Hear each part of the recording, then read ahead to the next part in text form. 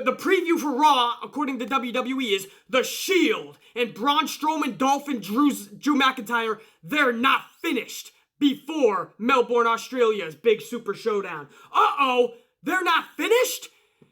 Nobody gives a fuck about that match anyway. It's a 6-man tag match.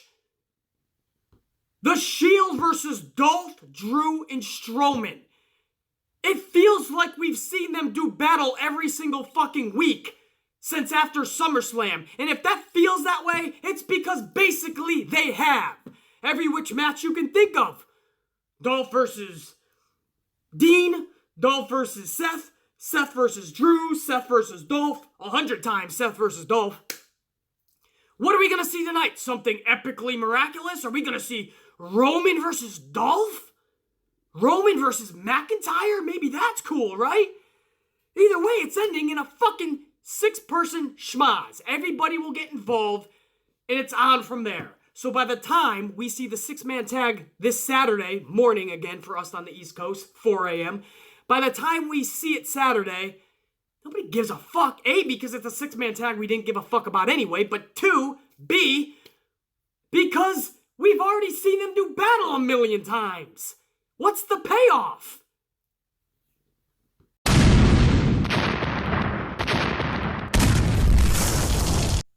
Literally, if you saw that Raw preview video that I put out on this very channel yesterday, 6 hours before Monday Night Raw, then you heard me literally predict the entire feud for the night between Strowman, Ziggler, and McIntyre versus The Shield, how it was going to go down.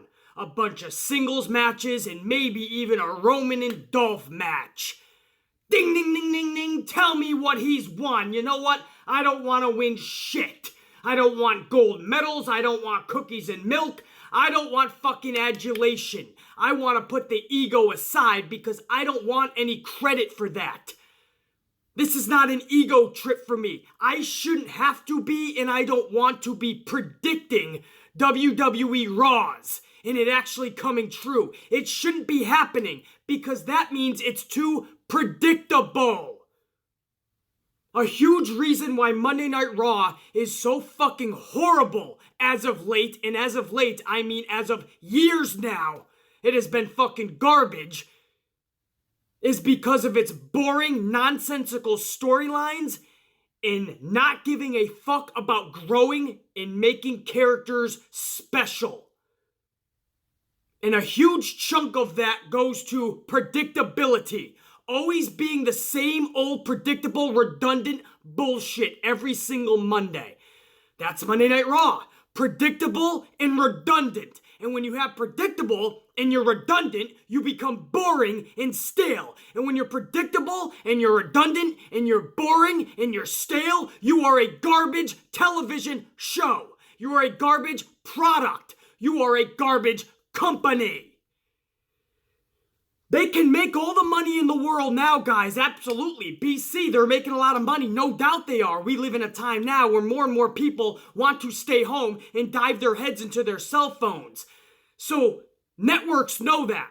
They're going to pay lots of money right now. I said it many times on this channel. NASCAR, which is fastly declining into a fast death of its own. NASCAR just got a huge contract television deal. NASCAR! And we all can admit, anyone who knows NASCAR knows that at the end of that contract deal, that network deal that they have, they are in sad shape. That is the last huge deal they're gonna get if they don't turn it around. Same thing with WWE. Business is great because they got the huge television contract, but trust me, when that contract ends, who's gonna be left standing? Not just in the company, but for the fans. Who's gonna be still there with you? The arenas, many of these house shows are half empty. WWE will look at it like the glass is half full, right? Oh, but the arena is half full, BC. No, BC looks at it as the arena is half empty. When I was a kid and I was going to these house shows, these fucking arenas were packed. At least 80%. 50%? That's fucking sad. At that point, you're going into TNA arenas and filling it like TNA would fill an arena. ROH is filling more fucking people at this point than WWE house shows. The ratings have been declining. Last week's Raw was one of the worst fucking Raw rated shows in a long time. Nothing to do with NFL, I can assure you. NFL's only been around for a few fucking weeks. WWE's ratings have been at a fucking ebb and flow and declining for years. Can't blame football for that shit. And if you're putting together a dynamite product, it doesn't matter if it's football. It doesn't matter if it's the fucking World Cup. It doesn't matter if Jesus has decided to come back to Earth. If you're putting a good show, people will watch your shit. Actually, we're all probably gonna watch Jesus come back to Earth. But still, you get what I'm saying. Fucking Raw, if you're putting together a dynamite show, you're gonna steal viewers from anything. It doesn't matter the sport. Could be the NBA playoffs. If you're advertising and delivering something that's so captivating you can't miss it, you're gonna pull in the ratings. Ratings still mean so much. DVRing, TiVoing, whatever you want to fucking call it, watching it online later, whatever you want to do, that's a percentage. Your rating is still the television audience that wants to / needs to tune in live on the USA Network to see what's going to happen. That audience is still very prevalent. Don't discredit ratings anymore. Ratings tell a lot. The arenas tell a lot. People are not filling up those arenas. And then you say, okay, that's because they're staying home more. So WWE got that big television deal.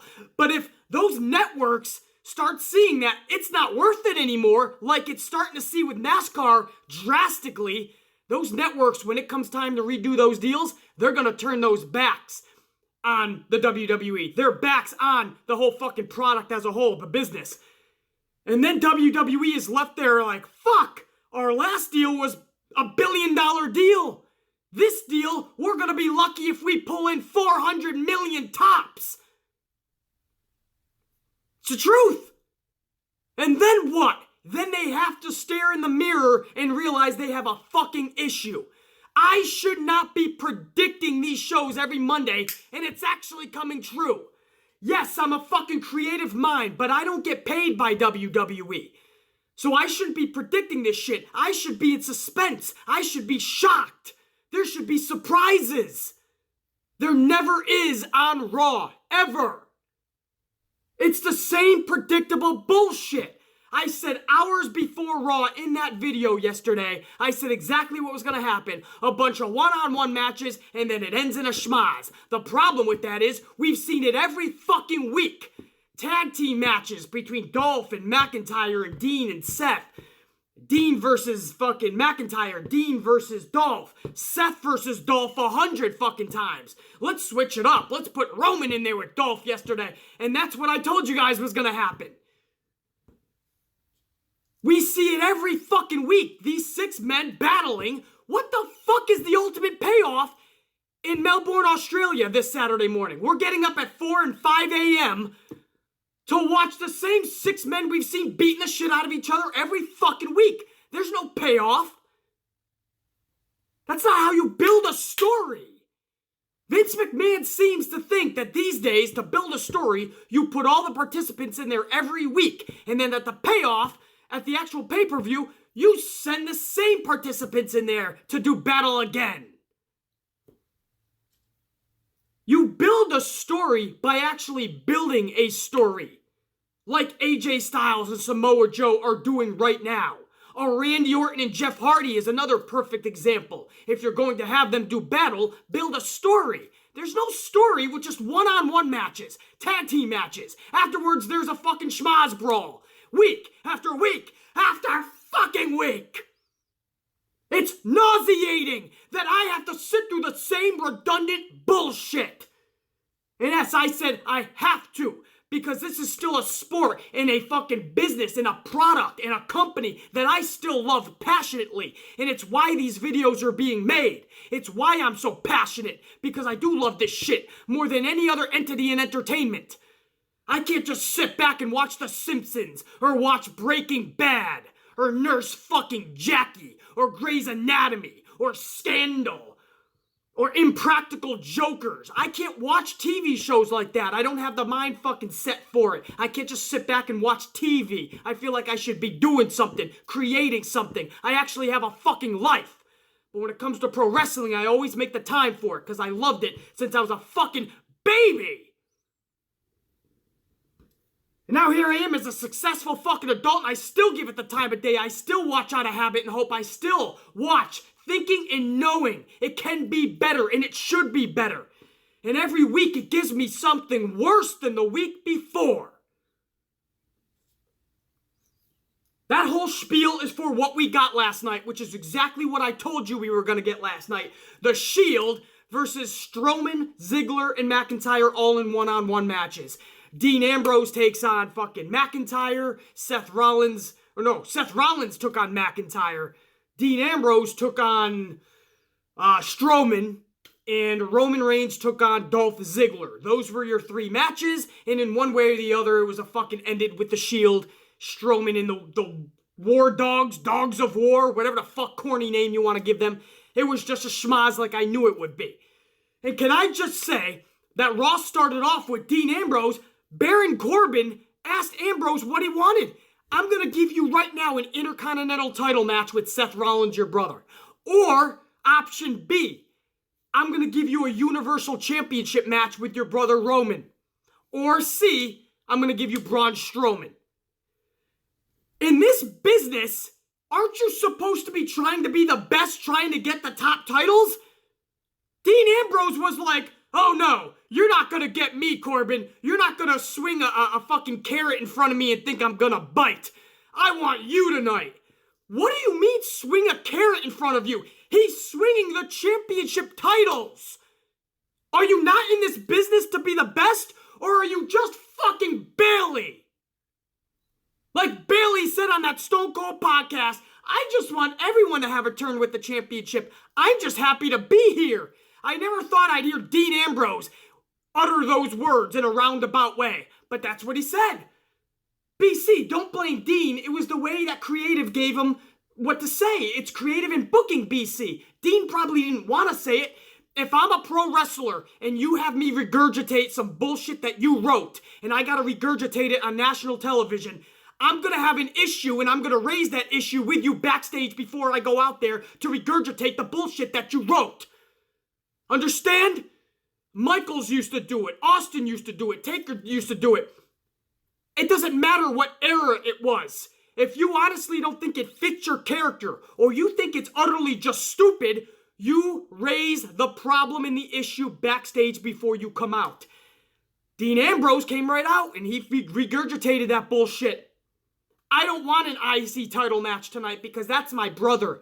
I don't want a Universal Championship match tonight because that's my brother. I don't even want Strowman tonight because that's my enemy. I want you, Corbin, for allowing me championship matches. Makes zero sense!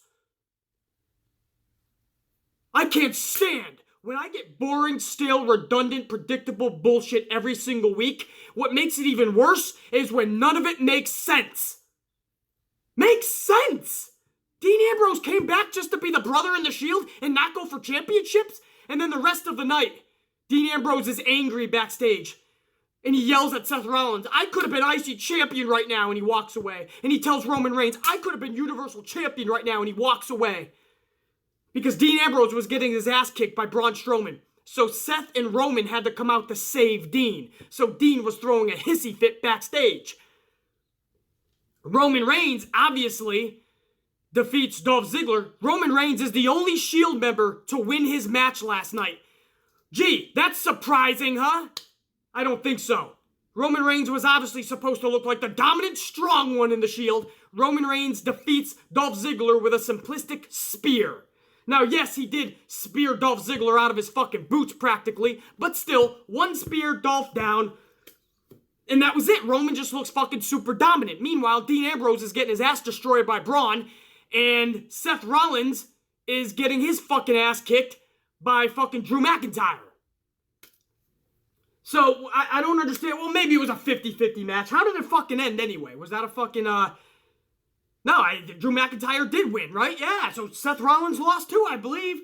It was into a Claymore kick. I think Dolph Ziggler's music hit. Dolph came down, got in the ring, but just rolled out, so he didn't touch Seth. Caused enough of a distraction for Drew McIntyre to knock his head off. So yeah, McIntyre did kick the shit out of Rollins too. Literally. Took his fucking head off. Roman Reigns the only one to look dominant. I just, you know, it's just one-on-one matches and it all ends with a fucking schmaz in the ending. I should not be predicting this because I don't work for WWE. I am a creative writer in real life. Yes, that's what I do. I'm an entertainer. But I don't work for WWE, so why the fuck am I predicting these shows every week? I'll tell you why. It's not fucking ego aside, because I don't want to be predicting these right. I want to be wrong every Monday, because that means I'm surprised. That means I'm shocked. That means we're getting good television. But I'm predicting it every week because it's so fucking stale, boring, and predictable. Redundancy. Redundancy. Makes me want to go insane if Raw hasn't already made me do such. But I'm not done. The bullshit continued last night. Connor from the Ascension. That's right, the same Ascension that your local neighborhood ice cream cart drivers, yeah, their daytime job, but in their nighttime job, they left the Home Depot stock team to go over to Monday Night Raw and have another match. Just like Connor defeated Chad Gable last week, which is absolute bullshit. The wrestler and the caliber of a wrestler of Chad Gable loses to Connor? That is utter bullshit. But then this week, Connor defeats Bobby Roode in singles action. That's right, former NXT champion Bobby Roode gets defeated by fucking Connor of the Ascension. Vince McMahon is sure the genius he once was, wasn't he? I'm sure this was the plan all along. Let's put the Ascension in obscurity and make them jobbers for 2.5 years, and then we'll give them a little push. Yeah, that's fucking building a superstar 101. Make them a jobber for 2.5 years, and then make everybody believe they can actually do something. Jinder Mahal, the way they booked him was at least believable, because he never, or at least rarely, won a match on his own. It was always with the Singh brothers, or always with trying to outsmart the other motherfucker. He basically, his character was, I know I'm not gonna beat you straight up, but I can find ways to beat you. It was believable.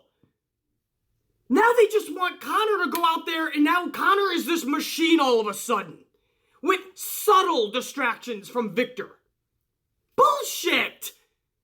You're not gonna recreate Jinder Mahal's fucking story with Connor! Next thing you know, in 2 months, Connor's going for Intercontinental Championships. Bullshit! The fucking guy has zero talent. He is a big buffoon. A buffoon of epic proportions, and that's being generous. Fucking Connor!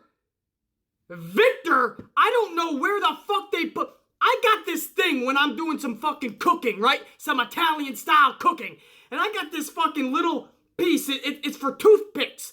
You push the little fucking thing down and a toothpick pops up. It's really cool. I could have sworn just the other day I plucked down on that thing and Victor came popping out. He's a toothpick in a toothpick batch. They look so odd together, so fucking weird, so freakishly together. It doesn't fit. Their look and their feel doesn't feel and look right. Their talent is non-existent, and they're beating people like Gable and Roode. BC, why do you honestly have an issue with almost the whole show? I don't know. Could it be because the show sucks from top to bottom, start to finish, beginning to end? Maybe that's it.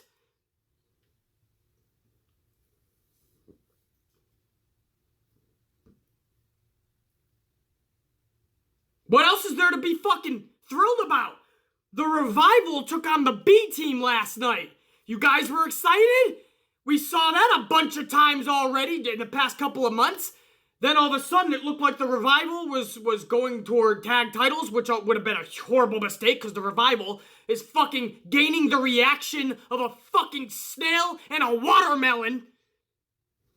Actually, a watermelon and a snail might get a better reaction than the Revival. So they finally split up this B-Team Revival bullshit that they had going on with Wyatt and Hardy. But then after the Revival couldn't get the job done and retrieve the tag titles, the Revival is right back to the B-Team again. The same matches. And that's part to blame because there's not a lot of tag teams anyway. So the same teams are going to keep fighting each other, keep wrestling each other, keep mixing it up with each other. Because that's what Raw does. Vince just puts all his fucking talent every Monday night against each other. Back in the day, you would have fucking jobber matches to help build a team, to help get the casual fans adjusted to who the fuck these people are. To show the hardcore fans why the fuck we should give a shit. And then at the pay-per-views, you get a dominant team versus a dominant team. Every week on Raw, we're just getting people in there together. Superstar versus superstar. 50-50 booking. So you're not building anybody up. Revival and the B team again. The B team picks up the win over the Revival. So not only could the Revival not get the job done and retrieve tag titles a week or two ago, but they also can't even beat the B team anymore. The Revival, we need to pack them up, ship them UPS or FedEx, right back onto NXT, or shit, even beyond. It ain't fucking working on the main roster. And I know there's some Revival fans out there. BC, they can be good wrestlers. BC, they can have a little personality. It doesn't matter. I can go to the moon. It doesn't mean I'm going to. Out with Connor's Cure. It's now officially October. Yesterday was October 1st, so Connor's Cure is by. And now WWE's new charity fucking agenda that they're gonna push is Susan G. Komen. But if you Google Susan G. Komen, you know that they take a shitload of those profits. There is better organizations than Susan G. Komen, I assure you. But, stick with me, guys. I'm going to drop some facts for you here. They picked Susan G. Komen. The WWE went with Susan G. Komen because they're the most popular name when it comes to breast cancer. They're the most popular fucking entity out there. They're the biggest name. So WWE, when pushing their agenda, they're gonna go with the biggest name. They don't care if they're screwing people out of their money. They want the fucking recognition. So they'll do another 5-minute segment introducing every motherfucker that's ever been associated with Susan G. Komen. It's a great fucking thing. It's a great cause. But don't bullshit any of us. We know what the fuck's going on here. We know why you're picking these organizations. Trust me. So we sit through 5 minutes of that. The only fucking good thing there would have been when they showed Dana Warrior, let's have the Ultimate Warrior's music blasting. Maybe that would bring us to life a little bit. As we're fucking sinking lower and lower in our chair from complete boredom, maybe that would be like a pump of IV in us. And the warrior spirit gets in us.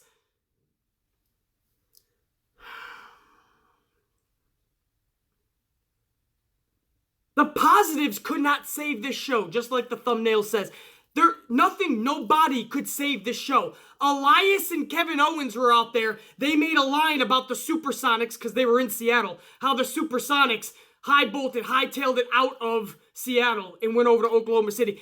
And the fans booed for over 6 minutes. That was one of the highlights of Raw, and that shows you how sad this show has become. That one of the highlights, one of the most talked about segments in all of Raw last night on social media was about the Seattle crowd booing Elias because he made that line. That's one of your hottest segments. There's no way WWE knew it would hit that much of a punch. There's no way. They thought it would be a quick zinger, a few boos, and move on. So one of the hottest segments last night was something WWE didn't even plan on. So it was cool to see Elias and Owens boo for 6+ minutes. How are you not looking at that as embarrassing? It's sad. That is what got people to life a little bit. That is what got people to social media going, wow, cool. And then Kevin Owens takes on Bobby Lashley. I believe fucking Elias got involved. Then fucking Lio Rush got involved. But to no avail. It was just an ass whooping. And of course there was no John Cena. He'll be Bobby Lashley's partner this Saturday at the Super Showdown. But no John Cena last night. This was just Lashley getting an ass whooping by Owens and Elias. Also, Lio Rush took the beating as well. How about the Bellas? Let's go there. Let's go Ronda Rousey versus Ruby Riott, because that was a positive as well last night. That match was actually good. 1,000,000 times better than what Ronda and Nikki Bella is going to give you at Evolution. If that is actually factually going to be put to the test, I promise you, Ruby Riott and Ronda last night, they went. I like that. And Ruby Riott's got this character that you believe she can give Ronda a little bit of a run. I like Ruby Riott a lot. And I like that match a lot. But it wasn't enough to save the show.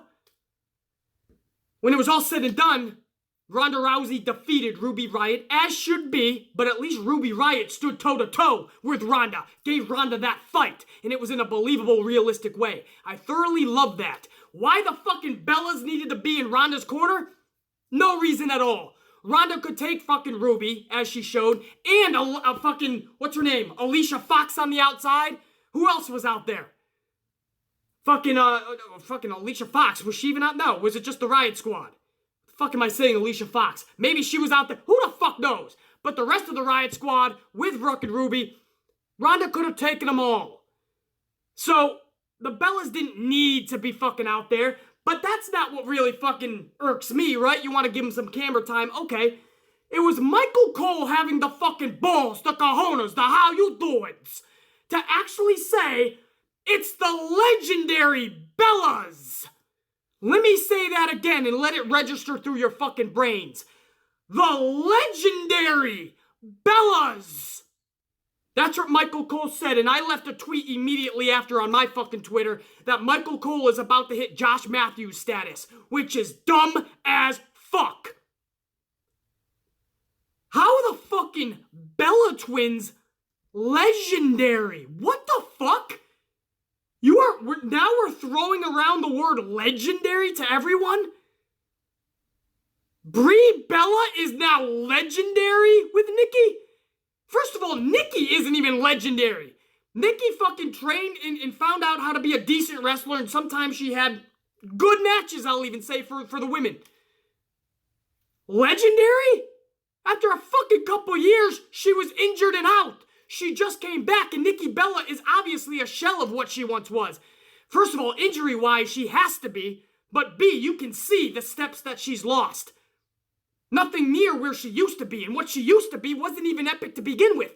So Nikki Bella isn't even epic. But Brie is epic? How the fuck is Brie Bella epic? At botching lately, maybe.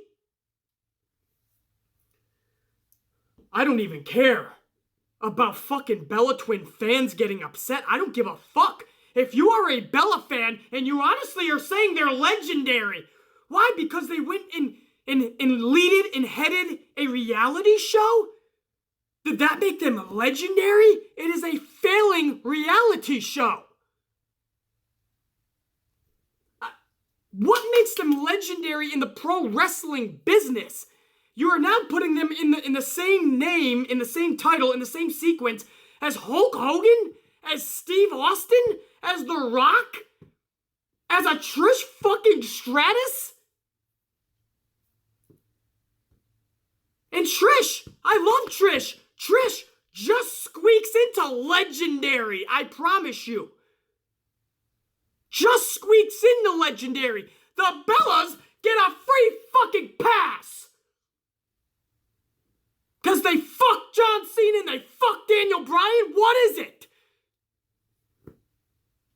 I guess I should be ecstatic. Vince McMahon has an infatuation with two females that aren't blondes. Fuck out of here with the Bella Twins are legendary. That, and I've heard many stupid things out of Michael Cole's mouth, but that was the dumbest. That was the most stupid I've ever heard.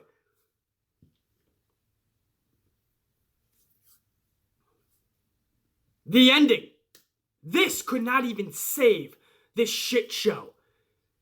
Shawn Michaels comes out, he cuts a promo, and he warns anybody, if anybody gets involved in this match against Triple H, Kane, Undertaker, he doesn't care who it is, he's going to take their head off courtesy of Sweet Chin music. The lights go out, Kane's music hits, Kane is behind Shawn Michaels.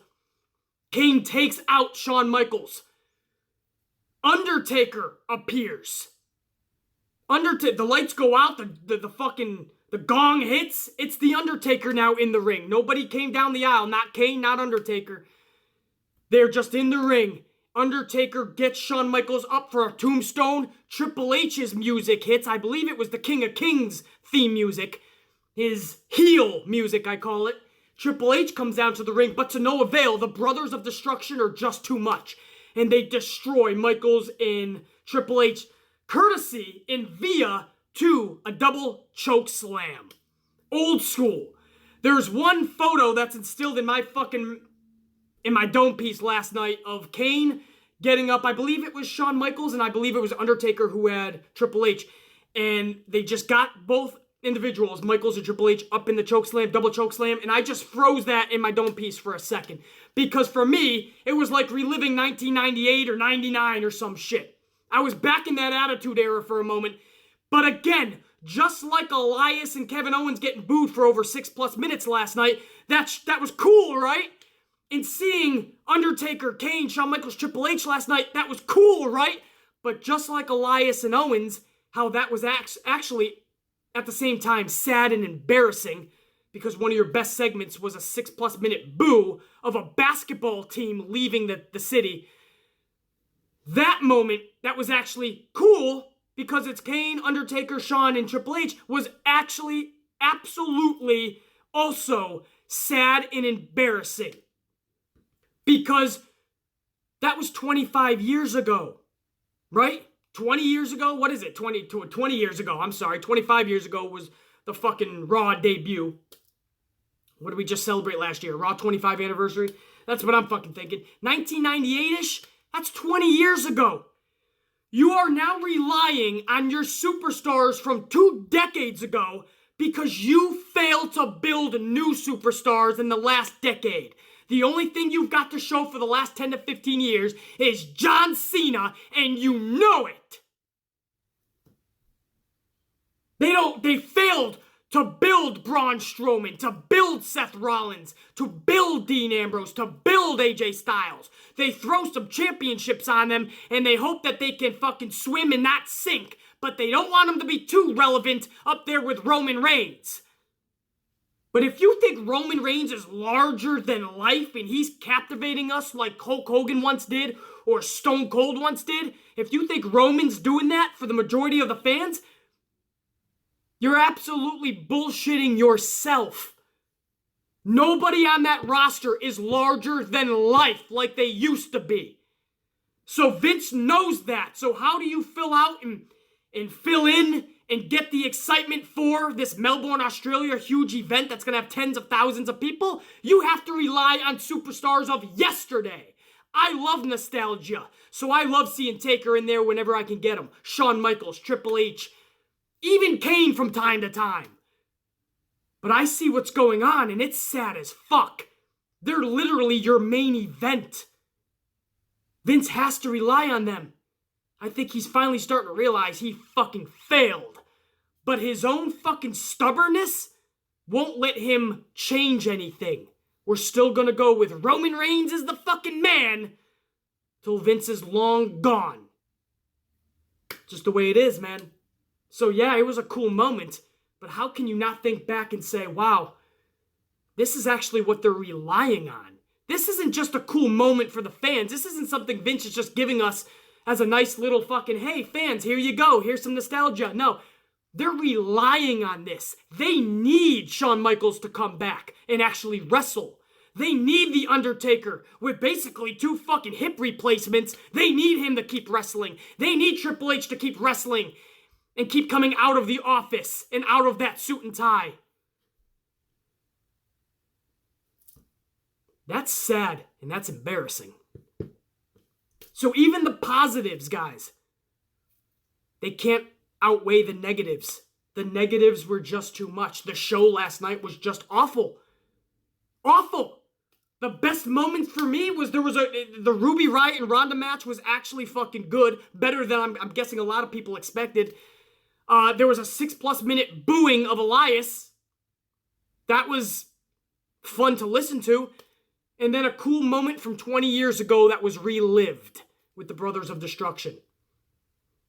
The rest of the 3 fucking plus hours, it's nonsensical bullshit.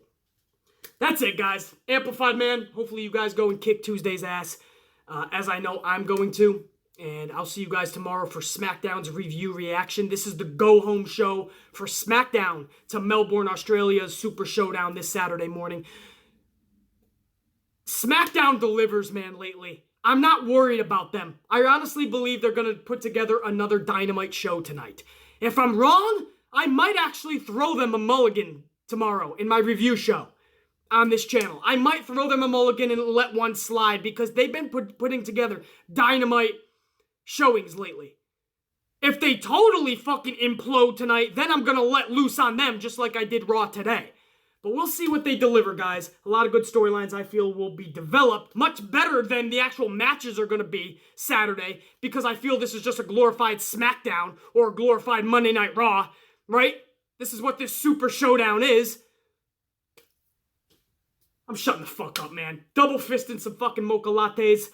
Kicking a lot of fucking NYC ass. You guys, do the same, please. Maybe not here in NYC, but wherever the fuck you are, just destroy shit.